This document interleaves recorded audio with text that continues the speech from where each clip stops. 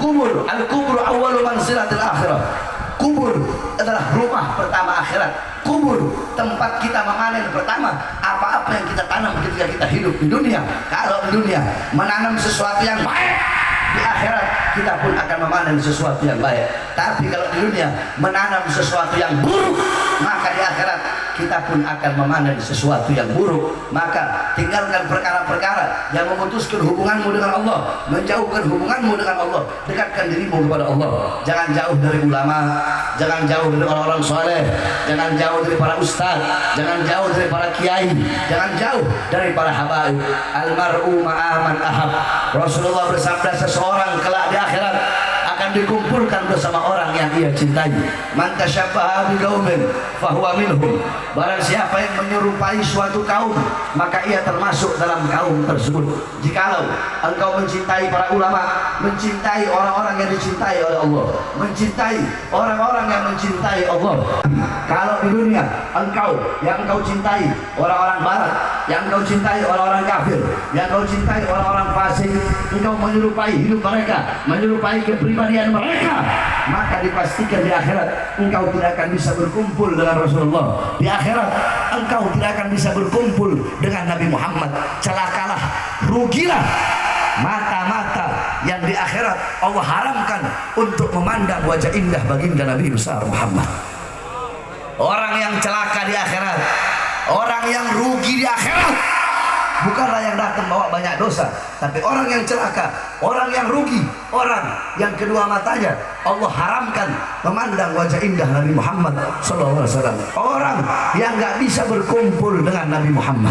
Saudara-saudara, para sahabat Nabi Muhammad, sahabat-sahabat Nabi, beliau ingin masuk surga bukan karena kenikmatan-kenikmatan yang ada di surga, bukan karena bidadari, bukan itu tujuan mereka, bukan makanan yang dari hati langsung ada, bukan.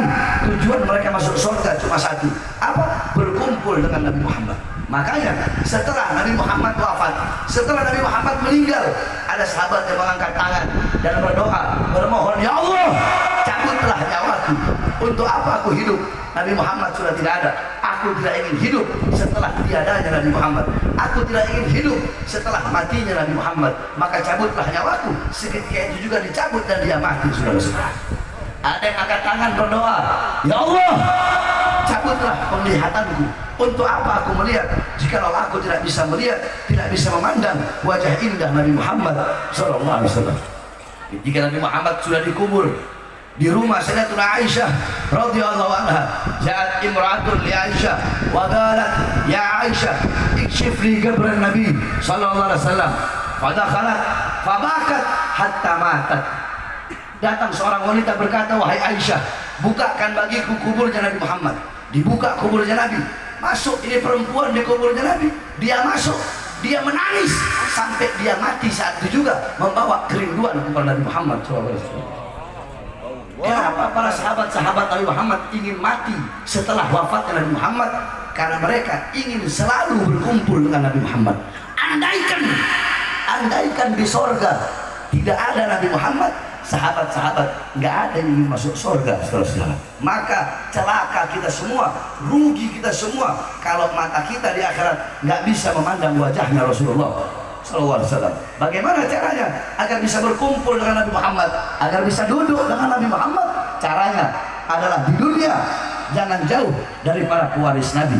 Di dunia jangan jauh dari para pewaris Nabi Muhammad, yaitu para ulama, para ustaz, para kiai, orang-orang soleh, para habaib. Jangan jauh dari beliau-beliau. Duduk di majelis-majelis ilmu yang merupakan warisan Nabi Muhammad. Jarak jauh atau dekatnya engkau di akhirat dengan Nabi Muhammad itu menurut jarak jauh atau dekatnya engkau di dunia dengan majelis-majelis seperti ini. Tenggelam dengan lautan keringatnya sendiri, atau dia akan dinaungi dengan payung Allah, cahaya Allah Subhanahu wa taala. Kalau engkau tidak tahu bagaimana keadaan itu orang kelak di akhirat, maka jangan pernah engkau tertipu dengan kejayaan dan kemakmuran orang lain. Tinggalkan dunia. Sebelum apa? Sebelum dunia yang meninggalkanmu.